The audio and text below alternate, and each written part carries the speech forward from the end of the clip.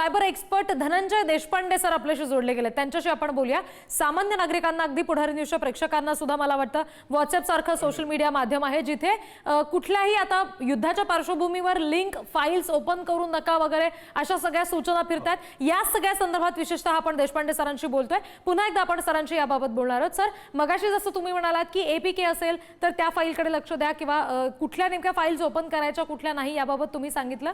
या व्यतिरिक्त आणखी कुठली काळजी घ्यावी लागेल? कारण इंटरनेट सारखं जे माध्यम आहे सहज अगदी सगळेच जण आपल्या मोबाईलवर वापरतायत, कंपन्यांमध्ये वापरलं जात आहे, या बाबतीत कुठली खबरदारी घेतली जावी?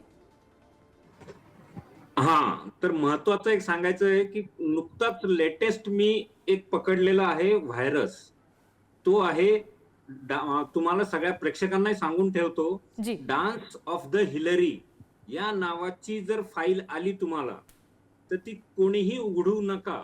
त्याच्यामध्ये व्हायरस इनबिल्ट मालवेअर टाकलेलं गेलेलं आहे सायबर भामट्यांकडनं आणि त्याच्यामुळे तुमचा फोन क्लोन होण्याची शक्यता आहे। क्लोन म्हणजे तुमचा फोनचा ऍक्सेस, डुप्लिकेट फोन तयार होणं त्या भामट्यांकडे जातं आणि मग तुम्ही जे काही करताय ते सगळं त्यांना कळतं। आता तुम्हाला वाटेल की याचा धोका काय, तर तुम्ही भाजीवाल्याला पैसे गुगल पे करता त्यावेळेला तुमचा पिन, पासवर्ड सगळं त्यांना बघायला मिळतंय तिकडे बसून। आणि त्याच्यानंतर सगळ्यात वाईट म्हणजे बँकेचा तुम्हाला SMS येतो की तुम्ही काय 25 रुपये खर्च केलेले आहेत आणि आता बँकेत एवढे पैसे शिल्लक आहेत।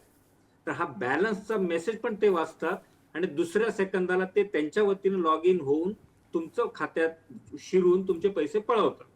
त्याच्यामुळे डान्स ऑफ द हिलरी, परत एकदा सांगतो, ही फाईल उघडू नका। त्याचबरोबर तुम्हाला एखादा व्हिडिओ पाठवला जातो आणि आजकाल डाउनलोड सहसा कोणी करत नाही स्वतःहून, ब्लर दिसतं तुम्हाला तो व्हिडिओ, तर खाली लिहिलेलं असतं या व्हिडिओमध्ये तुम्ही दिसताय असं वाटतंय, तुम्हीच आहात का जरा बघून सांगा।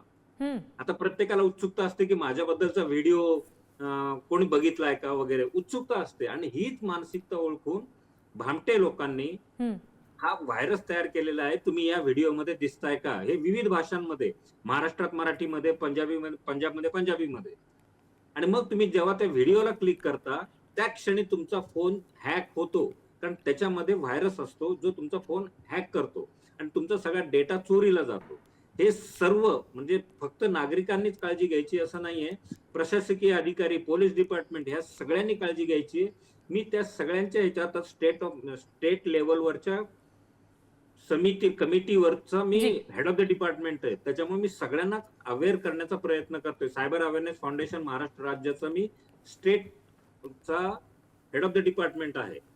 त्यामुळे सगळ्यांना मी सांगेल एवढंच की अननोन नंबर शक्यतो काही काळ उचलूच नका जे सेव्ह केलेले नाहीयेत। समजा जेन्युइन असेल, समजा तुम्ही प्रोफेशन मध्ये आहात डॉक्टर सारख्या, तर सगळ्या पेशंटचे नंबर तुमच्याकडे सेव्ह नसतात। अशा वेळेला तुम्ही 2-3दा त्याचा मिस कॉल येऊन पडू द्या, शेवटी तो त्याला खरंच गरज असेल तर तो मेसेज करेल तुम्हाला की सर मी तुमचा पेशंट आहे आणि कृपया फोन उचला, मग फोन घ्या।